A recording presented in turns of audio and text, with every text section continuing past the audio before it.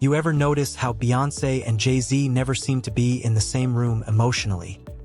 Even when they're standing right next to each other, there's a tension.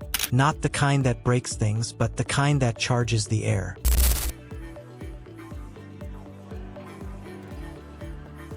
Power hums between them like static before a storm. And if you've ever wondered why it feels that way, there's a secret underneath their whole dynamic that makes perfect sense once you see it. It's not love, not legacy, not even fame. It's control, refined, rehearsed, and wrapped in gold. Let's be honest. On paper, they're the royal couple of modern culture. She's the goddess of discipline and performance, the architect of perfection. He's the hustler turned mogul, a man who made the streets sound like scripture. Together, they built an empire that merges beauty with business, soul with strategy. But behind every performance, every red carpet moment, there's a coded exchange of dominance. Watch closely. Beyoncé speaks in silence, Jay-Z in subtle rebellion. The real show isn't on stage. It's in the quiet negotiations of power when the cameras stop flashing. Now, here's where it gets fascinating. Most couples split power naturally. One leads emotionally, the other practically. But Beyoncé and Jay-Z turned power into performance art. It's like a chess game disguised as a duet. Every move looks romantic, but it's strategic. When Beyoncé drops Lemonade, the world gasps, and Jay-Z gets dragged through the mud. Until 444 drops, and suddenly he's the repentant poet, the man who grew. What looks like personal pain might just be public choreography. Their confessions are their commercials. Their fights are campaigns. Their reconciliation, a global rebrand. Here's the secret most people miss. Beyoncé's power isn't just talent. It's precision. She plans every breath like a CEO running a trillion-dollar startup. She learned early that vulnerability, when controlled, sells harder than perfection. And Jay-Z? He's the inverse. His empire was built on chaos management. He turns unpredictability into capital. She curates emotion, he commodifies it. That's their fusion. Order meets improvisation. Queen meets hustler. And when those two energies collide, you don't get balance, you get electricity. But electricity needs grounding. That's where the tension starts. Beyoncé represents an image that can't afford a crack. Her brand is divine order, flawless execution, impossible grace. Jay-Z, on the other hand, thrives in the cracks. His power depends on breaking rules, not keeping them. So when you see her stare at him on stage, unflinching, almost robotic, it's not coldness, it's control. She's managing the narrative in real time. And he, smirking like he knows the ending, plays along because that's his currency. Authenticity. The illusion works because they both know the audience worships opposites. It's the perfect feedback loop. She makes him look human. He makes her look superhuman. She's the dream, he's the drama. Together, they've monetized emotional alchemy, taking private pain and turning it into platinum. Think about it. Every rumor, every apology, every sidelong glance in an interview, it's all content. They're not just celebrities. They're institutions using marriage as marketing and scandal as stock options. Still, there's something else under the surface. A power dynamic this calculated doesn't survive on strategy alone. It survives on an unspoken agreement.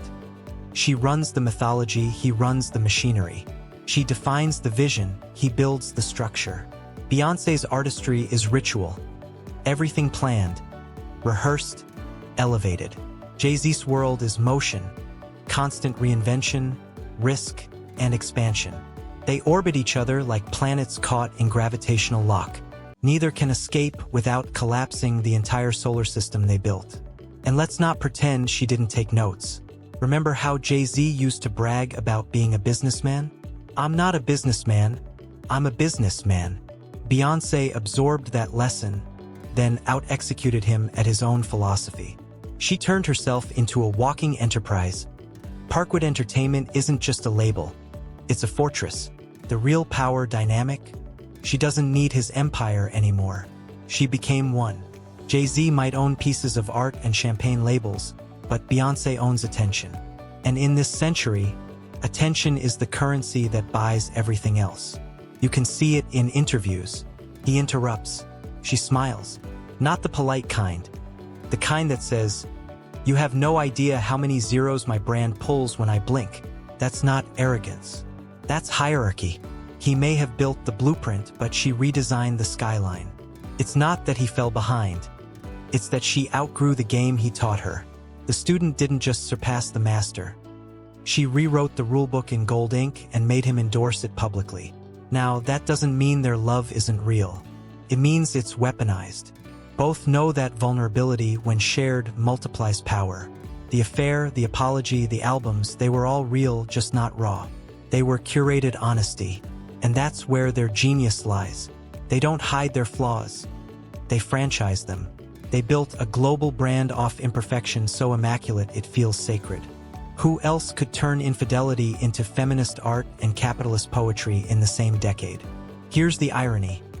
People say Beyoncé's power comes from control, but the real trick is illusion. She makes control look like freedom. Jay-Z, meanwhile, makes freedom look like control. She choreographs. He improvises. She ascends, he adapts. Each needs the other's opposite to stay relevant. She's sunlight, blinding and constant. He's shadow, shifting and cool. Without her, he's noise. Without him, she's marble. Together, they're myth. But here's where it gets darker.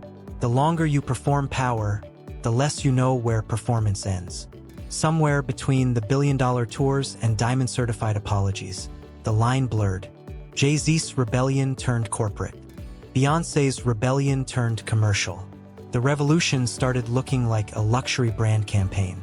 What began as a partnership of equals evolved into a monarchy where she rules through silence, and he survives through confession. The world calls her queen, but queens need kingdoms, and kingdoms need loyal subjects. Jay-Z is both king and subject now. That's the paradox. He built the throne. She turned it into a stage, and now he sits beside her as the living reminder that even kings can be outshone. It's not cruelty, it's evolution. The balance of power shifted not because she took it, but because he gave it away in exchange for peace, purpose, and maybe redemption. And let's not ignore the cultural current running underneath. For years, Jay-Z represented masculine mastery. The self-made man, untouchable and unapologetic. Beyoncé redefined mastery itself, perfection through pain, resilience through reinvention. When his archetype met hers, something had to give, and it did. He became the narrative, she became the narrator. He's the verse, she's the chorus. He confesses, she crowns. It's not partnership, it's succession. People love to say, they're equals. They're not. They're balance. There's a difference. Equality means same weight. Balance means different forces keeping each other from tipping over. Beyoncé's dominance isn't domination, it's maintenance. She sustains their myth the way a queen sustains a realm. Gracefully, ruthlessly, necessarily. Jay-Z's role now is to be her mirror, reflecting her light at just the right angle so the world never sees the cracks. It's loyalty as legacy management. Somewhere deep down, Jay-Z probably gets it.